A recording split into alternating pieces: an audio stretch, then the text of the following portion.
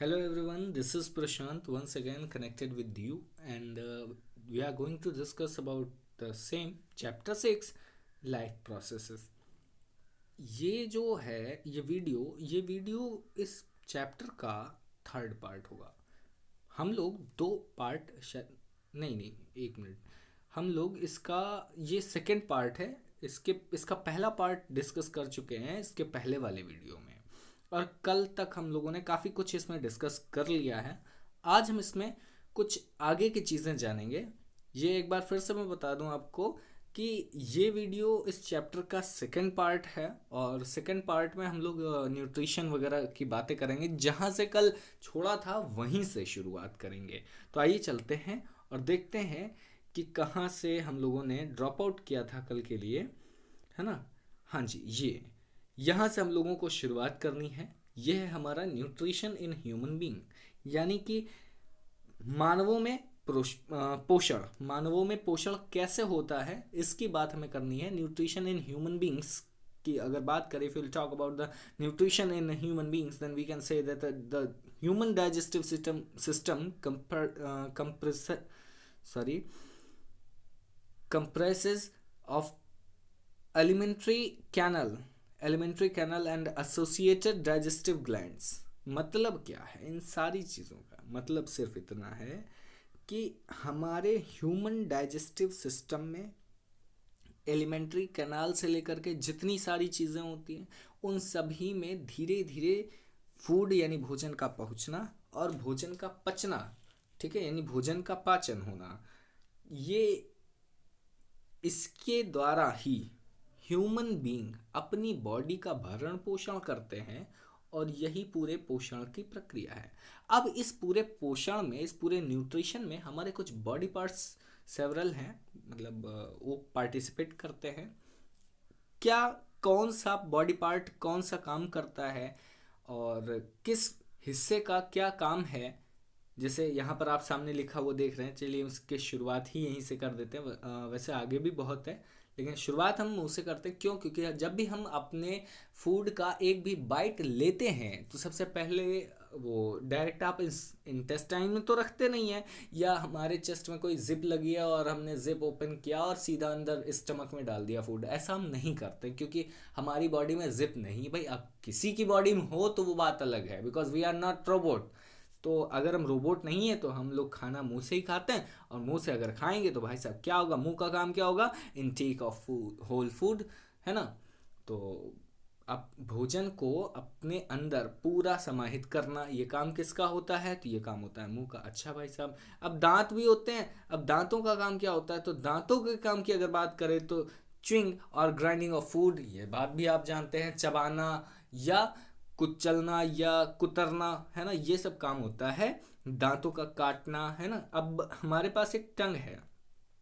टंग का आप बहुत बेहतरीन तरीके से जानते होंगे रोल क्या होता है। तो टंग टंग का जो है वो सबसे पहला आपके दिमाग में आया हुआ है, यार जीभ से हम लोग क्या करते हैं, टेस्ट पता करना होता है। हल्का सा कुछ जो है लिख करके देखते हैं तो हमें पता चल जाता है कि चीज़ें मीठी हैं, खट्टी हैं, कड़वी हैं, कैसी हैं, स्वाद कैसा है, कसैला तो नहीं है या मीठा तो नहीं, ज़्यादा मीठा तो नहीं होगा। खाना बनाते समय अक्सर ऐसा किया जाता है कि नमक टेस्ट किया जाता है। तो ये सारी बातें हमें कहाँ से पता लगती है, किस बॉडी पार्ट से? तो वो है टंग। अब इसके अलावा एक जो काम होता है वो होता है रोलिंग ऑफ फूड।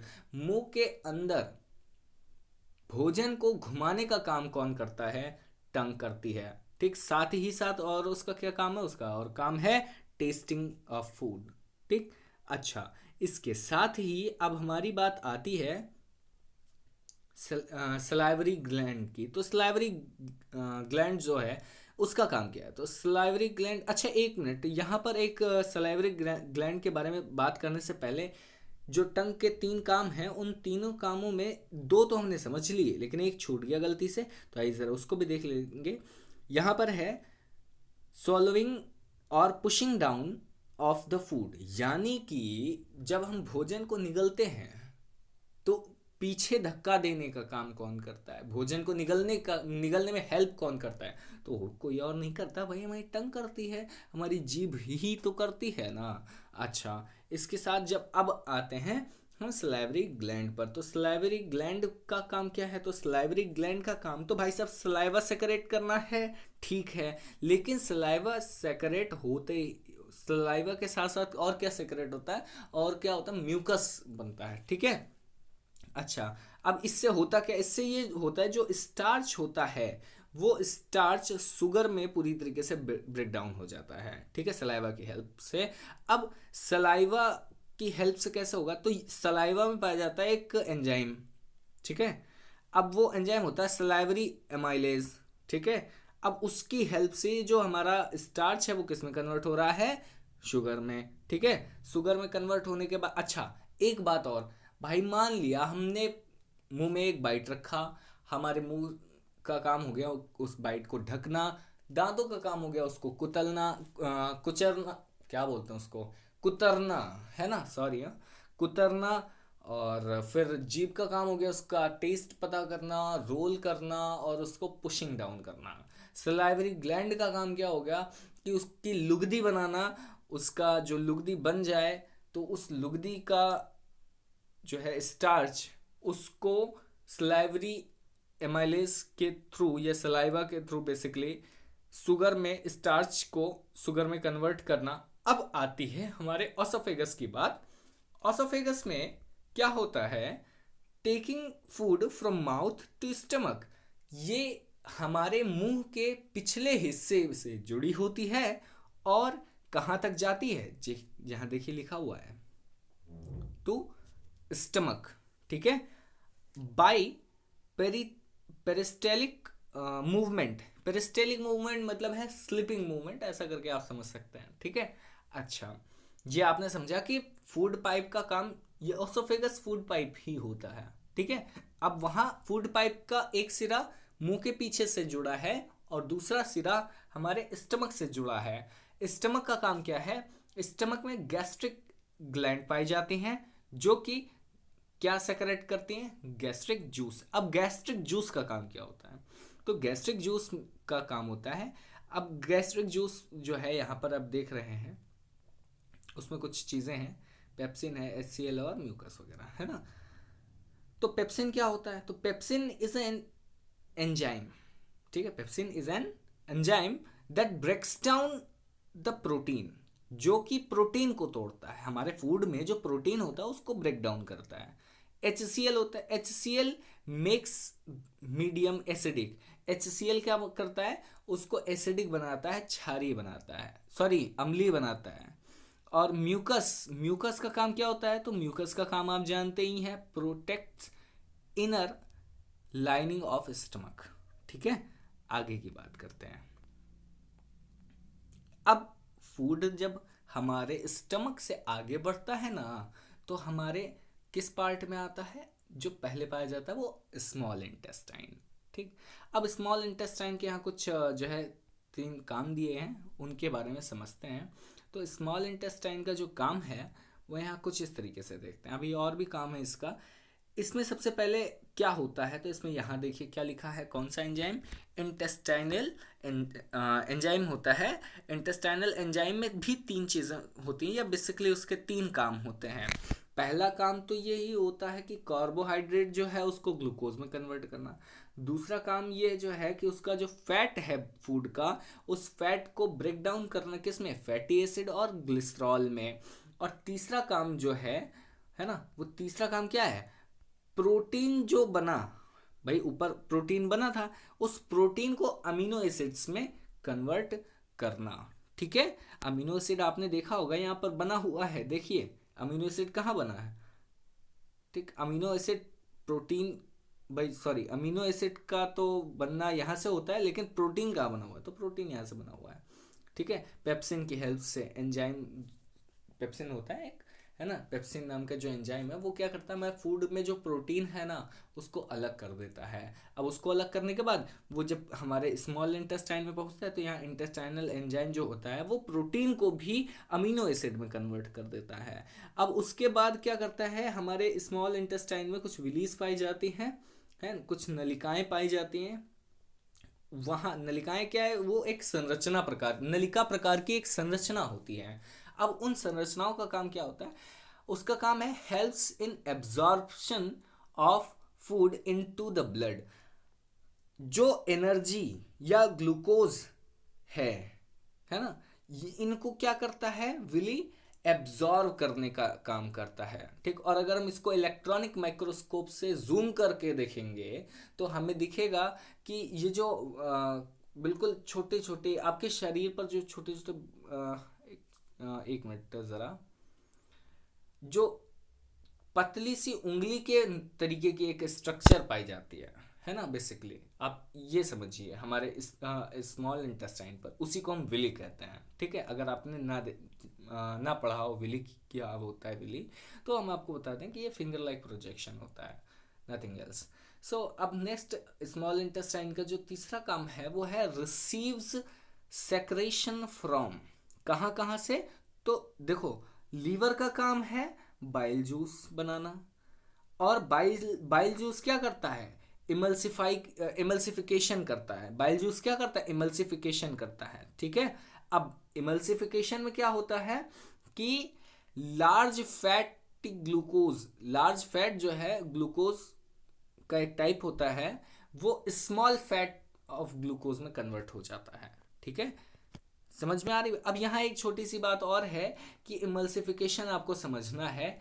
इमल्सिफिकेशन क्या होता है, तो इमल्सिफिकेशन जो है हमारा, है ना, इमल्सिफिकेशन आगे आप समझ जाइएगा। Emulsification large fat of glucose का स्मॉल फैट ऑफ ग्लूकोज में कन्वर्जन ही क्या है, इमल्सिफिकेशन। और ये किसकी हेल्प से होता है, तो यहाँ अपने ऊपर लिखा हुआ देखा, बाइल जूस। अब बाइल जूस कहाँ मिलता है, तो उसके लिए आप यहाँ पर देख रहे हैं क्या लिखा हुआ है, लीवर। ठीक है, लीवर में बाइल जूस से इमल्सिफिकेशन होता है। Emulsification is a process in which large fat of glucose या ग्लूकोज जो है, एक मिनट, ग्लूकोज नहीं होता ये, ग्लोब्यूल्स होता है। ठीक है, ग्लोब्यूल्स को मैं आपको इसी वीडियो में आगे एक्सप्लेन कर दूंगा। ठीक है, और आप टेंशन मत लीजिएगा, इसी क्लास में आपको एक्सप्लेन हो जाएगा ये। और अगर मान लिया इन केस नहीं होता है तो आपको एक स्पेशल जो क्लास दी जाती है सैटरडे को, उस सैटरडे की क्लास में एमल्सिफिकेशन या इस लीवर वर्क ऑफ लीवर के बारे में आपको पूरी तरीके से डिटेल बता दी जाएगी। ठीक है, उसका एक क्वेश्चन मैंने ऑलरेडी पेपर में दे रखा है आपके, है ना, तो आपके नोट्स में वो जो अवेलेबल कराया है वहाँ पर इसको और भी अच्छे से बिल्कुल वर्ड टू वर्ड एक्सप्लेन कर दिया वहाँ पर, है ना, तो वहाँ से आप समझ जाएंगे। अच्छा, ये ग्लोब्यूल्स है, याद रखिएगा। अब पैनक्रियास क्या करता है, तो पैनक्रियास का काम जो है वो पैनक्रियाटिक जूस सेक्रेट करना है। और ये क्या होता है, ये जो है इसमें ट्रिप्सिन होता है और एक होता है लाइपेज। ठीक है, अब ट्रिप्सिन और लाइपेज क्या करते हैं, तो ट्रिप्सिन प्रोटीन को पेप्टोन में कन्वर्ट करता है, जबकि लाइपेज फैट को ग्लिसरॉल में कन्वर्ट करता है। ठीक है, आगे बढ़ते हैं। अब यहाँ देखो, एक मिनट, यहाँ भी दिया गया है the process of breakdown of large fat globules into smaller fat globules by bile juice. ठीक है, और इमल्सिफिकेशन कहाँ होता है अगर ये पूछा जाए, तो ये होता है हमारा किसमें, लीवर में। ठीक है, इमल्सिफिकेशन कहाँ होता है, लीवर में होता है।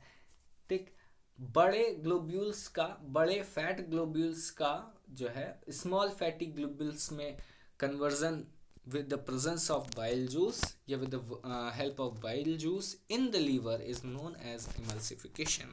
अच्छा, अब इसी के साथ अब देखो, जब फूड पूरी तरीके से स्मॉल इंटेस्टाइन में मूव ऑन कर चुका है, पूरी तरीके से घूम चुका है और उसका कचूमर निकल चुका है, तो उसके बाद हमारा जो फूड है वो लार्ज इंटेस्टाइन में आता है। अब लार्ज इंटेस्टाइन का काम क्या है, सबसे पहला पानी एक्सेस कर दे, जो एक्स्ट्रा वाटर है उसको एब्जॉर्व कर लेता है। अब वहाँ से क्या होता है कि जब पानी एब्जॉर्व किया, फिर rest of the material is removed from the body via the anus. ठीक है, दिस प्रोसेस मतलब the removal process of waste material of the food from the body is known as egestion। understand? okay, अब यहाँ पर छोटा सा figure आपको बना हुआ दिख रहा है कि कौन कौन सी चीज़ें कहाँ कहाँ है। वोकल कैविटी हमारे मुंह में है, आप यहाँ पर देख सकते हैं कि वोकल कैविटी है, स्लाइवरी ग्लैंड है, टंग है ना, और फारिंग्स है और ऑसोफेगस दिख रही होगी आपको, लीवर दिख रहा होगा, स्टमक दिख रहा है। यहाँ जो है मैं आपको दिखा दूं कि सामने, एक मिनट, ये आपको जीवी दिख रहा है, गाल ब्लैडर है, कॉलन है ना, पैनक्रियाज है, स्मॉल इंटेस्टाइन, ठीक है। और उसके बाद इस तरीके की बहुत सारी चीज़ें आपको अपेंडिक्स वगैरह दिख रही हैं। एनस तक आपका जो है ये पूरा फिगर दिख रहा है। अगर आपको जो है ह्यूमन डाइजेस्टिव सिस्टम का एक स्नैपशॉट लेना है, then you can take it, ठीक है, स्नैपशॉट आप ले सकते हैं। चलिए अब आगे बढ़ते हैं और इसी के साथ हम बात करते हैं रेस्पिरेशन। अब भाई साहब रेस्पिरेशन जो है वो बहुत बेहतरीन चीज़ है, क्योंकि रेस्पिरेशन, देखो फूड नहीं मिलेगा अगर, तो कुछ टाइम तक इंसान जिंदा रह सकता है, ठीक, लेकिन रेस्पिरेशन ही ना हो तो फिर हमारा इम्यून सिस्टम भी अफेक्ट होगा, हम ब्रीद नहीं कर पाएंगे, और जब ब्रीद नहीं कर पाएंगे तो खाना कितना ही अच्छा क्यों ना हो हम खा नहीं पाएंगे, ठीक। और अगर खा भी लिया गलती से तो भाई साहब उसको पचाएंगे कैसे, है ना। अच्छा, क्योंकि रेस्पिरेशन नहीं होगा ना, इसलिए। अच्छा, रेस्पिरेशन होता क्या है, तो बेसिकली एक्सेल करना और इनहेल करना, ये दोनों प्रोसेस अगर एक वर्ड में कहे जाएं, ठीक, तो यही क्या है, रेस्पिरेशन है, ठीक है। अब रेस्पिरेशन को कुछ और वर्ड्स या कुछ सिंपल भाषा में अगर कहा जाए, या अदर से जो है कॉन्टेक्स्ट लैंग्वेज में कहा जाए, या साइंटिफिक लैंग्वेज में कहा जाए, तो साइंटिफिक लैंग्वेज में हम ऐसा कह सकते हैं कि the gaseous exchange is known as respiration, ठीक। या ऐसा भी कह सकते हैं कि रेस्पिरेशन इन्वॉल्व्स गैसियस एक्सचेंज, यहाँ पर जो पहला पॉइंट दिया है। अब इसमें क्या होता है, गैसियस एक्सचेंज आप जानते ही हैं कि भाई एक गैस हमारी बॉडी के इनसाइड होती है और एक आउटसाइड होती है, मतलब एक अंदर हम लेते हैं और एक बाहर छोड़ते हैं, ठीक है।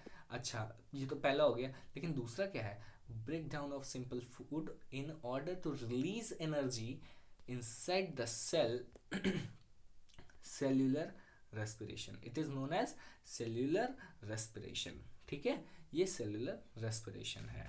अब आगे देखते हैं, break down of glucose by various pathways, तो ग्लूकोज का जो अलग अलग तरीकों से ब्रेकिंग डाउन प्रोसेस है वो क्या है, आइए ज़रा समझते हैं थोड़ा। ऊपर C6H12O6 जो कि फार्मूला है ग्लूकोज का, ठीक है।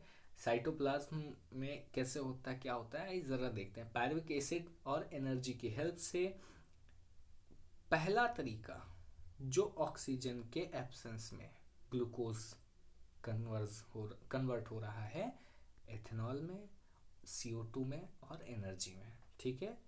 दूसरा तरीका है, यहाँ देखिए, इनसफिशिएंट ऑक्सीजन, ऑक्सीजन की कम मात्रा में, ठीक है, मसल्स में, ये किस में कन्वर्ट होता है, तो लैक्टिक एसिड और एनर्जी में।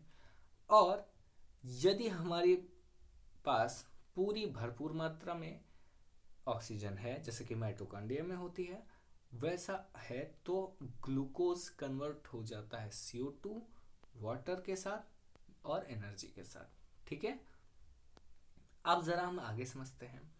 पहला जो प्रोसेस है जिसमें एब्सेंस ऑफ ऑक्सीजन में हमें एथेनॉल, CO2 और एनर्जी मिला था यहाँ पर, ठीक है, ये होता कहाँ है, तो ये बेसिकली हमें फर्मेंटेशन प्रोसेस में मिलता है। अब यही फर्मेंटेशन है, जैसे सिरका, हम लोगों ने एक दिन सिरके की कुछ बात आई थी, तो जब मुझे जहाँ तक याद है शायद दूसरे तीसरे चैप्टर में जो है एसिड बेसिस एंड सॉल्ट्स, ऐसे कुछ नाम है चैप्टर का, उसमें हम लोगों ने डिस्कस किया था कि कौन सा एसिड होता है। तो उसमें हमने बताया था कि सिरका ले लीजिए, एक हफ्ते छत पर रख दीजिए, धूप और छाँव में वो रहेगा, और उसके बाद वो सिरका में, मतलब गन्ने का जूस जो है सिरके में कन्वर्ट हो जाएगा। अच्छा, यही फर्मेंटेशन है। उसी दिन हमने आपको बताया था सबसे पहले कि फर्मेंटेशन प्रोसेस होता है, ऐसा इसलिए होता है। अब ये फर्मेंटेशन क्या होता है वो यहाँ देखिए, ग्लूकोज का, ठीक है, ग्लूकोज का एब्सेंस ऑफ ऑक्सीजन में अपने एलिमेंट्स में या कुछ अदर एलिमेंट्स में कन्वर्ट हो जाना, जिसमें मेन एलिमेंट एथेनॉल है, ठीक है, यही क्या कहलाता है, तो यही प्रोसेस फर्मेंटेशन कहलाता है। यहां साफ तौर पर लिखा है, process of conversion of pyruvic acid into, जो है ये क्या इथेनॉल, CO2 एंड एनर्जी। ये किस में होता है? ईस्ट में। ठीक है, आगे देखते हैं। अब यहाँ अक्यूमुलेशन है, तो accumulation of lactic acid causes muscle fatigue and it occurs after rigorous exercise। ठीक है, बहुत ज़्यादा मेहनत कर, आपने देखा होगा जिम वगैरह जो जाते हैं ना, उनकी बॉडी एकदम फिट होती है, बिल्कुल बेहतरीन, ऐसा लोग कहते हैं। ठीक है, बाकी मुझे नहीं पता कि ऐसा होता ही है, और जब लोग जाना बंद कर देते हैं तो उनकी बॉडी लूज हो जाती है। तो ऐसा क्यों होता है, उसका रीज़न आपने यहाँ पर देखा है, ये ही उसका रीज़न है। आप पढ़ सकते हैं बिल्कुल ध्यान से, अगर नहीं समझ में आया आप पूछ भी सकते हैं। ठीक, अच्छा, अब रेस्पिरेशन जो होता है उसका मेन मुद्दा क्या है? रेस्पिरेशन कितने तरीके का है? We are going to talk about that. So respiration basically दो तरीके का होता है ना। अब पहला जो है एरोबिक और दूसरा एनोरोबिक। ठीक है, पहले वाले में क्या है कि रेस्पिरेशन तो हो रहा है, जब एरोबिक की हम बात करेंगे, ठीक, अरबिक की अगर बात करें तो उसमें ऑक्सीजन के प्रेजेंस में, जैसे कि हम लोग रेस्पिरेशन करते हैं या हमारे अंदर रेस्पिरेशन होता है, ऐसा कुछ। ठीक है भाई, ऑक्सीजन की प्रेजेंस में ही होता है। लेकिन अगर बात की जाए एनारोबिक की, तो एनारोबिक में ऑक्सीजन प्रेजेंट नहीं होता है। ठीक, एरोबिक कहाँ होता है? ऑक्यूर्स इन माइटोकॉन्ड्रिया। ये ये कहाँ होता है? तो ये होता है भाई साहब साइटोप्लाज्म में। अब फिर से हम इस पर आए, तो and products are CO2 and H2। ठीक, लेकिन इसका एंड प्रोडक्ट क्या है? एल्कोहल और लैक्टिक एसिड। ठीक, इसका इसका एंड प्रोडक्ट, इसका जो लास्ट पॉइंट है वो क्या? More amount of energy is released. और भाई साहब जिसमें ऑक्सीजन यूज नहीं होती है जिस रेस्पिरेशन में, उसमें less amount of energy is released. Understand? आगे की बात करते हैं। आगे आपको दिया है ह्यूमन रेस्पिरेटरी सिस्टम। अब ह्यूमन रेस्पिरेटरी सिस्टम में कौन सी चीज़ें क्या काम करती है, हमारी बॉडी का कौन सा पार्ट क्या काम करता है, इसको हम समझेंगे, या एक एक करके हम लोग देखते हैं। ठीक है, कि कैसे कैसे जो है, हम जब हमने ब्रीद इन किया है तो उसमें ब्रीदिंग या रेस्पिरेशन में हमारी बॉडी के कौन कौन से पार्ट्स यूज होते हैं। तो यहाँ पर आप देख रहे हैं कुछ नाम लिखे हुए हैं, ये सारे आप लोग जानते हैं, और इनको आप जो है जब देखेंगे, ब्रोंकी वगैरह है ना, फिर आता है आपका लंग्स वगैरह, और अंत में जो है सबसे लास्ट में यहाँ पर आपको दिखता है ब्लड कैपिलरीज। ठीक, अब ज़रा समझते हैं, यानी हमने शुरुआत की कहाँ से? तो जब हमने रेस्पिरेटरी सिस्टम की शुरुआत की नॉस्ट्रल से, तो नॉस्ट्रल से शुरुआत करने के बाद हमने नाक से सांस तो ले ली, इसको नथुना बोलते हैं, नाक का जो आगे का हिस्सा होता है उसे हम नथुना कहते हैं। तो नथुनों से हमने सांस तो ले ली, शुरुआत कर दी, और धीरे धीरे लंग्स वगैरह होते होते, और वो हमारे लास्ट मतलब रेस्पिरेटरी सिस्टम का जो लास्ट पार्ट है उसमें पहुंच गई, ब्लड कैपिलरीज। यहीं से हमारी बॉडी में ऑक्सीजन ब्लड में मिल जाता है, ब्लड कैपिलरीज के थ्रू। ठीक है, आगे की बात करते हैं। अच्छा, एक बात यहाँ छोटी सी हम और बताना चाहेंगे। जब आपने यहाँ से सांस लिया, आप फिगर देख रहे हैं, आपको मुझे उम्मीद है कि फिगर समझ में आ रहा होगा, है ना? कुछ और समझ में आएगा अब, और समझ और ज़्यादा क्लियर हो जाएगा। ये देखिए, आपने जब नाक से सांस लिया, आप फिगर देखिएगा, यहाँ पर मैं लिख नहीं पा रहा हूँ क्योंकि आज मेरे पास पेन नहीं है, दैट्स द रीज़न कि यहाँ चीज़ें बहुत सारी गड़बड़ हो रही हैं, है ना? तो जब आपने सांस ली, तो सांस लेने के बाद धीरे धीरे, आपको माउथ कैविटी से कोई मतलब नहीं फिलहाल, लेकिन कभी कभी हम लोग माउथ कैविटी से भी, यानी मुंह के द्वारा, मुखार बिंदु या मुख द्वार से भी ब्रीदिंग कर लेते हैं, तो कभी कभी उसका यूज़ होता है, इसीलिए वो यहाँ पर लिखा हुआ है। फिर ट्रकिया वगैरह से होता हुआ हमारे लंग्स में जा रहा। अब यहाँ देखिए, यहाँ पर, ठीक, यहाँ पर और यहाँ पर, ये वाला हिस्सा जो है और ये वाला, है ना, ये, अब इन दोनों हिस्सों में हमारे क्या हो रहे हैं? हमने ऑक्सीजन इनहेल की, यहाँ आई, इस लंग्स में, इस लंग में और इस लंग में, दोनों लेफ्ट और राइट लंग में मिल गई। ऐसा कुछ हुआ, एक तरफ से ऑक्सीजन हमारे ब्लड में जा रही है और एक तरफ से हमारे यानी एक जो है लंग से ऑक्सीजन जो है वो ब्लड में मिल जाती है और दूसरी तरफ से ऑक्सीजन हमारे ब्लड ऑक्सीजन नहीं, कार्बन डाइऑक्साइड हमारे ब्लड से बाहर कर दी जाती है या हमारे शरीर से बाहर कर दी जाती है। और यही वजह है कि जब हम एक्सेल करते हैं, भाई इनहेल कर लिया तो ऑक्सीजन हमारे बॉडी में चली गई और बॉडी में जाने के बाद हमारे ब्लड वेसल्स या ब्लड तक पहुंच गए ब्लड कैपिलरीज के थ्रू। ठीक है, अब वहां ऑक्सीजन है, पहुंच गई, इतनी बात समझ में आई, लेकिन कार्बन डाइऑक्साइड भी तो बाहर आती है। तो जब कार्बन डाइऑक्साइड बाहर आती है तो प्रोसीजर सेम होता है, बस उल्टा हो जाता है। कार्बन के लिए जो ऑक्सीजन के लिए जो ऊपर से नीचे आ रहा था, वही कार्बन डाइऑक्साइड के लिए नीचे से ऊपर सीक्वेंस बन जाता है। ठीक है, और इसी के थ्रू वो ब्लड कैपिलरीज के थ्रू जो है हमारे लंग्स में आती है, हमारे लंग में आती है और लंग में आने के बाद वो धीरे धीरे एक एक स्टेप ऊपर बढ़ती चली जाती है और हमारे रेस्पिरेटरी सिस्टम में जो टॉप पॉइंट होता है जिसे हम नेसल पैसेज कहते हैं या नॉस्ट्रल कहते हैं, उसके थ्रू ये बाहर चली जाती है। ठीक है, आगे की बात करते हैं अब मैकेनिज्म ऑफ ब्रीदिंग। ठीक, तो मैकेनिज्म ऑफ ब्रीदिंग की बात करते हैं कि आखिर ये होता क्या है। ठीक, तो मैकेनिज्म ऑफ ब्रीदिंग की अगर हम बात करें तो इसमें सबसे पहले हम लोग देखेंगे कि इनहेलेशन क्या होता है और एक्सहेलेशन क्या होता है। तो इनहेलेशन आपको पता है, ड्यूरिंग इनहेलेशन द थ्रोट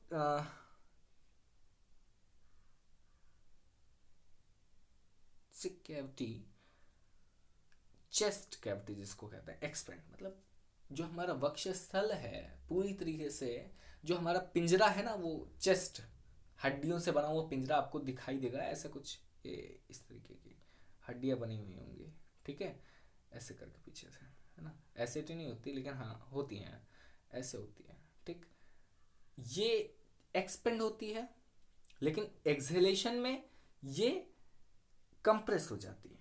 यहाँ साफ तौर पर लिखा है, देख लीजिए, ये एक्सपेंड्स, ठीक है, यहाँ एक्सपेंड्स और यहाँ कॉन्ट्रैक्ट्स, यानी फैलती हैं इनहेलेशन में जब हम सांस अंदर लेते हैं। आप करके देख सकते हैं, सांस अंदर लीजिए एक बार, थोड़ा तेजी से लीजिए एक बार और फिर छोड़िए, है ना, तेजी से सांस अंदर और बाहर करते वक्त हमारे फेफड़े फूलते हैं और पुनः अपने स्थान पर वापस आते हैं। जब हम अंदर सांस लेते हैं तो हमारी छाती या हमारा जो चेस्ट है वो फूल जाता है, फेफड़े फूल जाते हैं, और उसके बाद क्या होता है, जब हम एक्सहेल करते हैं, सांस बाहर निकालते हैं, श्वास छोड़ते हैं, तो हमारी छाती पुनः अपने वास्तविक अस्तित्व में वापस आ जाती है। रिप्स अपलिफ्ट एंड ये जो है लिफ्ट अप, एंड जो डायफ्रेम है वो डोम शेप्ड रहता है। ठीक है, मतलब डाउनवर्ड हो जाता है, उसके बाद अपने पुराने वाले शेप में वापस आ जाता है, ऐसा बताया गया है। ठीक है, यानी जो रिब्स हैं, अब रिब्स को हिंदी में क्या बोलती है मुझे नहीं याद आ रहा, मैं काफ़ी सोचने की कोशिश कर रहा हूँ कि याद आ जाए, लेकिन नहीं आ रहा। खैर कोई बात नहीं, आप देख लीजिएगा कि हिंदी में क्या कहते हैं। अब उसके बाद यहाँ जो डायफ्रेम है, diaphragm become flat in shape जब हम इनहेल करते हैं ना। और एक बात और दी गई है यहाँ पर कि डायफ्राम जो है फ्लैट रहता है, ठीक है, जब हम इनहेल करते हैं, लेकिन जब हम एक्सहेल करते हैं तो वो बिकम डोम शेप्ड, यानी बिल्कुल एकदम डोम शेप्ड का रह जाता है। ठीक है, अच्छा, अब ज़रा बात करते हैं जो लास्ट पॉइंट है ना, वॉल्यूम ऑफ लंग्स हमेशा इनहेलेशन में बढ़ जाता है। क्यों?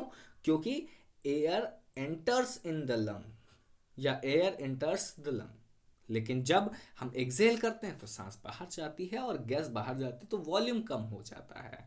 अंडरस्टैंड? फिलहाल आज के लिए चीज़ों को इतना ही रखते हैं, बाकी का जो यहाँ से प्रोसीजर है ना वो आपको मैं बताऊँगा, और फिर ये बताएंगे कि जो लंग होता है उन लंग्स में कैसे इनहेलेशन और एक्सहेलेशन में दोनों पार्ट्स कैसे काम करते हैं, ये सारी बातें आपको कल बताई जाएंगी हमारी नेक्स्ट वीडियो में। फिलहाल और साथ में ये भी हम बात करेंगे कि टेरेस्ट्रियल ऑर्गेनिज्म क्या होता है, एक्वेटिक वगैरह, ये सब भी हम बात करेंगे, लेकिन आज नहीं, अपने नेक्स्ट वीडियो में।